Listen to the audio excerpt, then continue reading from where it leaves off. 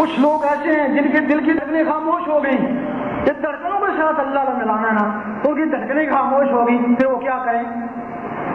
بلے شاہ قصور میں وہ کہنے لگے ایسا نچ کے یار منایا ہے، بڑی حیرانی ہوئی کہ نچ کے یار کیسے مانتا ہے؟ پھر کہنے لگے اتنے نچنا بھی بات بن جاتا ہے کہ بلے شاہ یہ کیا فرمایا؟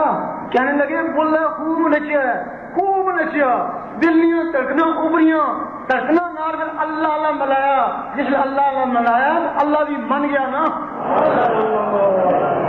میری نچنا نیت ایسی کہ اللہ بنے، کاملا دارو مدار نیتا ہوتے ہیں نا۔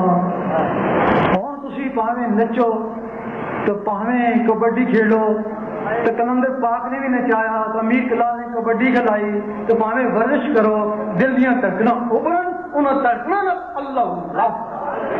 ایک راز ہے جس کی اللہ چاہتی، جس کو اللہ چاہے گا اس کے دل کی دھڑکن اللہ میں لگ جائے گی، جس کے دل کی دھڑکن اللہ میں لگ جائے وہ سمجھو اب اللہ کا دوست ہو گیا۔